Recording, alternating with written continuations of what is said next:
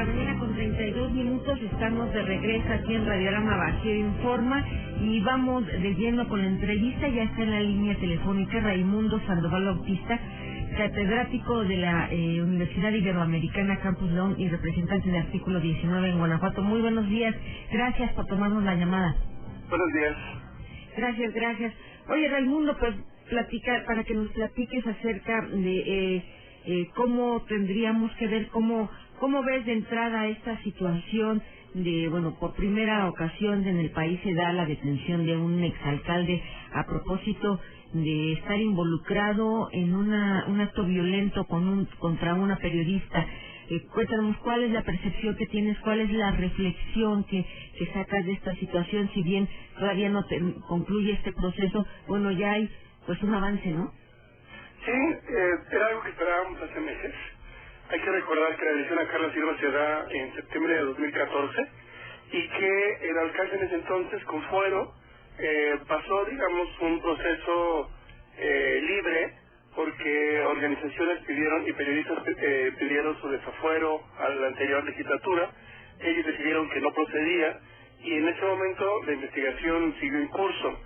El alcalde efectivamente tenía fuero, pero fue considerado por todos los autores materiales como el autor intelectual de la agresión a Carla Silva, que sucedió, te digo, en 2014.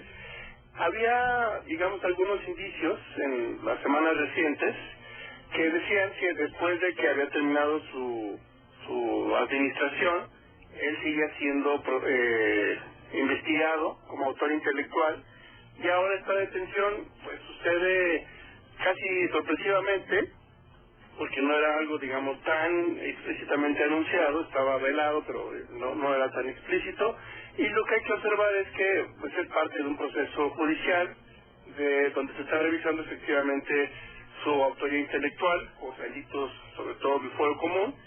No se está investigando libertad de expresión, creo que es un elemento que hay que considerar, pero fundamentalmente es una esperanza de acceso a la justicia, no solamente para Carla, sino para su compañera, y hay un elemento fundamental que es el derecho a la verdad. No solamente se busca justicia para Carla, sino también que toda la ciudadanía, la sociedad guanajuatense y de México conozcan exactamente qué fue lo que pasó. Raimundo, tú tienes como mucho más claro cuál es la situación que tiene Guanajuato en torno a la justicia de todos estos gente que apoya y está dentro de las organizaciones de derechos humanos, de pro derechos humanos, del mismo sector de información, es decir, los periodistas.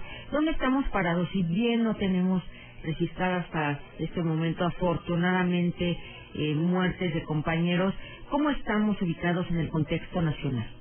Te doy un dato sobre el proceso legislativo con la anterior legislatura y te cuento un poco cómo estamos en números. Antes de la agresión a Carla Silva se había presentado una iniciativa de ley que estaba, digamos, congelada. Con la agresión a Carla en 2014 se reactiva, y un primer dato que revisábamos en la primera mesa de trabajo con la anterior legislatura era que efectivamente necesitábamos un mecanismo de protección por la gravedad del asunto en términos de los ataques a la libertad de expresión en Guanajuato. Algo que decían es, el caso de Carla Silva, que es un caso aislado, decían en su momento. Lo que tenemos ahora es, a un año después de la agresión de Carla, son al menos 13 agresiones. El día jueves se presenta el informe de Artículo 19, que es esta organización internacional que toma su nombre del Artículo 19 de la Declaración Universal de los Derechos Humanos, y señala en ese informe que en Guanajuato hubo un aumento en agresiones a periodistas de 1.300%. Si comparamos 2014 con 2015. ¿Qué quiere decir eso? Que en 2014 se registró solo un caso, que es el lamentable caso de Carla, y en 2015 registramos 13 agresiones, o más bien 13 periodistas fueron agredidos en 10 eventos donde hubo, digamos, ataques a la libertad de expresión. Entonces, sí, los datos son preocupantes. Decías tú que no hay un periodista asesinado, aunque hay que señalar que en ese listado, que podemos ver a detalle, en junio del año pasado, en 2015, se encontró el cadáver de Gerardo Nieto, el entonces director del semanario El Tábano, en Comonfort.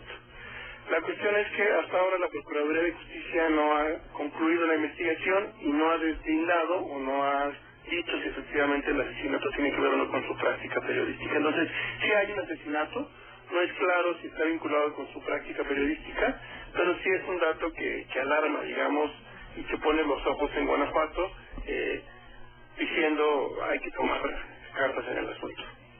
Raimundo, buenos días, te habla Marta Guevara. Buenos días. Hablas de 13 agresiones en el 2015 a periodistas. Bueno, generalmente nosotros entendemos por agresión a golpes, empujones. Explícanos más o menos en qué sentido van estas agresiones. Lo que hacen las organizaciones es documentar eventos, y en esos eventos puede haber varias personas involucradas en calidad de víctimas que viven la agresión. Lo que se reporta en el informe, estoy dando un adelanto, de artículo 19 y se presenta el próximo jueves, es que hubo, decía yo, 10 eventos con 13 periodistas agredidos. En el periodo de las elecciones se activó algo que denominamos Red Rompe el Miedo, que es una red nacional, y en Guanajuato documentamos 7 agresiones directas, es decir, agresión verbal, agresión física, bloqueo informativo e incluso pues ahí empujones, digamos, ¿no?, como parte de esta agresión física. Entonces, en Guanajuato, durante las elecciones en 2015 hubo 7 periodistas que vivieron algún tipo de agresión verbal, agresión física e incluso algunos bloqueos informativos. Tengo el listado, no sé si quieres que lo vayamos viendo a detalle, para que también vayamos recordando, porque estos casos han sido públicos y son parte, digamos, de la documentación que se ha hecho a nivel nacional, pero también aquí, a nivel local. Sí, Raimundo, por favor, detallémoslo. Mira, la primera agresión, que fue en mayo del año pasado, es una agresión cometida por funcionarios federales, en este caso de la CONADE. Es una agresión directa, una agresión física, empujones y bloqueo informativo, es decir, le limitaron el acceso a un evento a Verónica Espinosa, la corresponsal de Proceso, cometida, te decía, por funcionarios de la CONADE, en un evento, digamos, donde le dijeron, ustedes no pueden estar aquí, y le piden que salga de las instalaciones. El segundo evento y el tercero son cometidos en el contexto de las elecciones al mismo portal informativo, que es el portal informativo Notus, que tiene su sede en Irapuato, y es cometido por funcionarios o por integrantes de partidos políticos. Aquí hay que decir, antes de hacer análisis de los partidos ante la ley de protección, hay que observar que los partidos también han sido actores que incluso han cometido algún tipo de agresión, hay que decirlo con todas sus palabras. Entonces, en Cuerámaro, unos días antes de las elecciones, funcionarios del PAN agreden a 3 reporteros, 2 de Notus y 1 del Correo, ahí en algunos empujones, digamos, ¿no?, antes de las elecciones, en el contexto de una declaración polémica de los funcionarios del PAN. El tercer evento, también decía yo, a Notus, es cometido por funcionarios del PRD en Cuerámaro durante la jornada electoral. Allí lo que sucedió es que les impidieron que se acercaran a una casilla, diciéndole que estaban solamente cubriendo al candidato de otro partido, ¿no? Pero les limitan el acceso a la casilla y hay empujones y agresión verbal. Hasta aquí estamos en el tercer evento y ya tenemos varios periodistas agredidos. Otro evento que sucede también durante las elecciones es una agresión física y verbal cometida por militantes del PRI a Edith Domínguez, una reportera del portal informativo Zona Franca. Ella documentaba visualmente un evento donde Tránsito se está llevando una camioneta y el entonces hermano, o más bien el hermano de la entonces candidata en Salamanca se le acerca y le dice ¿por qué estás grabando? Que es algo también que artículo 19 ha denominado bloqueo informativo.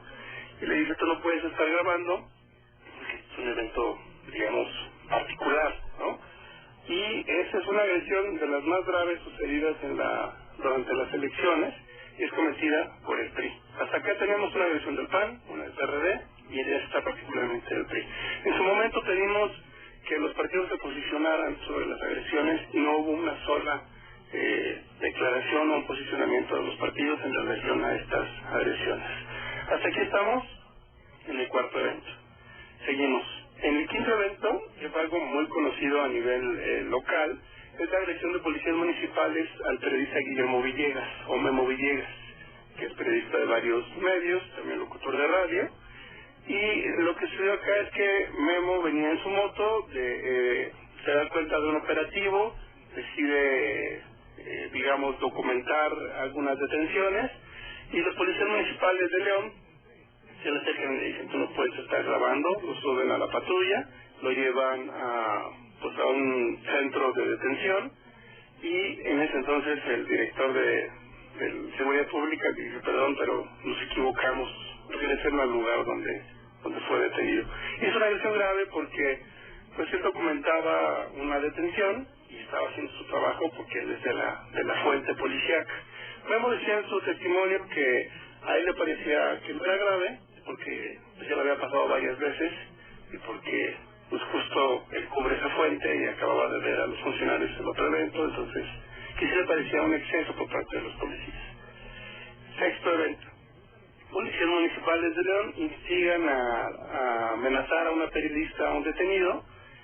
La periodista en ese entonces de Zona Franca, Denise Hernández, y Bernardo Monroy del Heraldo. Este evento se da en el contexto de una detención también, y son los mismos policías de León, bueno, no exactamente los mismos en lo individual, pero es el mismo cuerpo policíaco el que instiga a un detenido a amenazar a la periodista diciéndole: mira, pues yo te puedo pasar sus datos, y ella es la que está tomando imagen y puede poner en riesgo tu integridad, decían en ese entonces, ¿no? Después, voy más rápido, el cuerpo de Gerardo Nieto es encontrado en Comonfort, séptimo evento. En Irapuato encontraron una bomba molotov en el vehículo del director adjunto del semanario Consecuencias, por ahí de noviembre del año pasado. Ese es el octavo evento. Noveno, la Universidad de Guanajuato amenaza con retirar el contrato de publicidad, que esto hay que decirlo también, es un patrón dado el control de la publicidad por parte de los gobiernos, al portal informativo Zona Franca. Ahí lo que sucedió es que hubo una nota informativa sobre el tipo de ropa que utilizaba el rector de la Universidad de Guanajuato. Comunicación Social de la universidad se comunica con el portal y le dice que tienen que hacer algunos ajustes ahí sobre un banner que aparecía en el portal, pero se interpreta en un primer momento como una posibilidad de condicionar el contrato de publicidad en relación a qué tipo de notas publican sobre el rector y la Universidad de Guanajuato. Y finalmente, en noviembre también, en San Luis de la Paz, dos diarios, o dos periódicos locales, uno denominado El Noreste y otro que en realidad es más bien un programa de radio, que se llama Fiesta Mexicana, señalan que el actual presidente municipal ha señalado o ha establecido un bloqueo informativo que limita la posibilidad de que ellos puedan tener información del propio municipio y en este caso particular del alcalde. Es decir, en estos eventos lo que observamos es la participación de diferentes actores políticos, sobre todo municipales, y lo que vemos es no solamente agresiones físicas, sino también con bloqueos informativos y en algún momento también la posibilidad de que el contrato de publicidad se convierta en una manera de condicionar el acceso a la información o incluso de limitar directamente la libertad de expresión. Raimundo, y una línea, bueno, se evidencia que son funcionarios principalmente los agresores. Así es, eso es lo que diversos organismos, incluida la CNDH, ha señalado en las agresiones tanto a nivel nacional como a nivel local. Oye, Raimundo, cualquier funcionario podría pues minimizar cualquiera de estas agresiones que nos acabas de comentar, verbales, o sea, bueno, supongo que hasta lo minimizaron, incluso nosotros mismos podríamos hacerlo, hasta que, bueno, llegar a situaciones como lo que está ocurriendo en Veracruz o en Tamaulipas. ¿Cómo podríamos organizarnos? ¿Qué es lo que tenemos que hacer nosotros mismos para que pues estas situaciones no sigan ocurriendo hasta llegar a graves consecuencias? La primera medida sería no naturalizar las agresiones, es decir, que no está bien que pasen, es decir, no ver como algo normal este tipo de eventos y decir, bueno, son gajes del oficio, ¿no? Es algo que pasa con el trabajo, como un poco decía Memo Villegas cuando lo detuvieron los policías, ¿no? Yo creo que esa es una primera cuestión. Yo identifico de 2014 a 2015 que los periodistas, las y los periodistas han vivido distinto las agresiones. Ya se leen desde la perspectiva de la libertad de expresión y ya no se naturalizan. Me parece que es algo fundamental. Nosotros decimos que se han aumentado en 1.300% las agresiones, y ese es un dato importante. Ya no es, como decían en ese entonces en la primera mesa de discusión sobre la ley, un caso aislado, sino que ahora hay un patrón sistemático donde funcionarios estatales, funcionarios municipales tienen una actuación activa en la violación a la libertad de expresión, lo cual nos parece que es algo que hay que observar. Yo sí creo que cada caso tendría que analizarse por separado y ver cuál es la participación, incluso en términos de respuesta y de atención que ofrecen las instituciones. Yo creo que es más allá de minimizar los datos generales, hay que analizar los casos, ver los patrones y generar alternativas que realmente resuelvan de fondo el asunto. Ahora, estamos están en deuda en el legislativo con esta iniciativa de ley. Si bien hay un avance, pues está como pues ahí estancada, ¿no? Sí, definitivamente es algo muy delicado.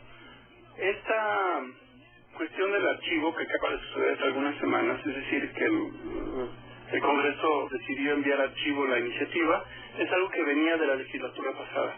Hay que decir que el PRI, en su momento, como presidente de la Comisión de Derechos Humanos de la anterior legislatura, fue quien decidió archivar la iniciativa como parte del proceso de discusión.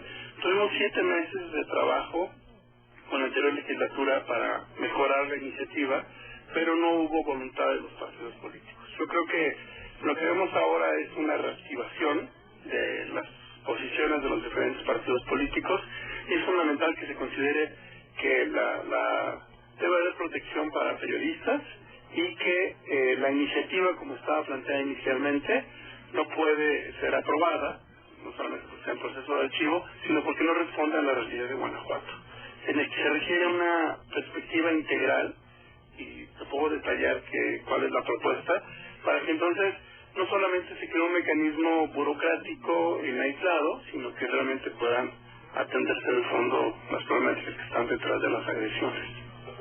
¿Cuál es lo fundamental que se tendría que trabajar en esta ley, Raimundo?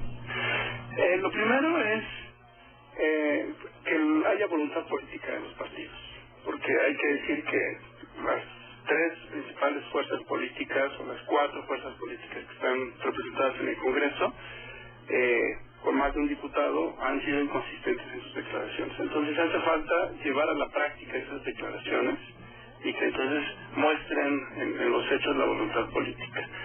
Requiere un marco, la recuperación del marco normativo nacional e internacional, y que haya definiciones mínimas contenidas en la ley que respeten los estándares internacionales.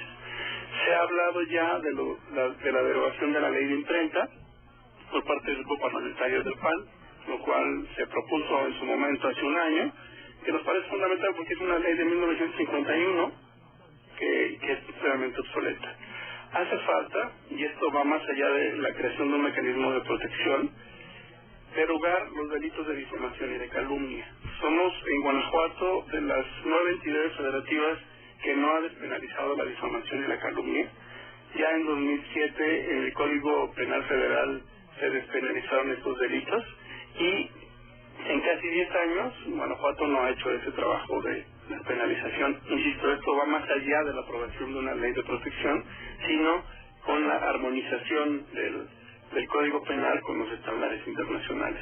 Haría falta, voy siguiendo con esta perspectiva integral, que la propia Procuraduría de Derechos Humanos tenga una perspectiva más apegada a los estándares internacionales. Si bien ha hecho algunas recomendaciones, el contenido de la recomendación ha sido cuestionado fuertemente.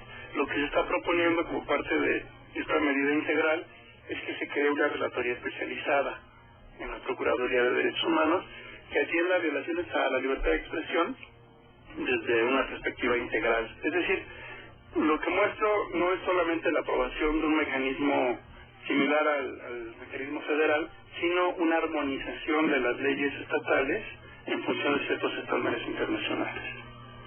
Pues Raimundo, te agradecemos muchísimo que nos hayas tomado la llamada este día. Por supuesto, si nos permites mantener la comunicación contigo para darle seguimiento a lo que está ocurriendo, además del caso de Carla, el resto de los casos y por supuesto, pues este informe que darán a conocer el próximo jueves. Exacto. Muchísimas gracias. Pues muchísimas gracias a Raimundo Sandoval Bautista, catedrático de la Universidad Iberoamericana Campus León y representante de la Organización Internacional Artículo 19 en Guanajuato. Que tengas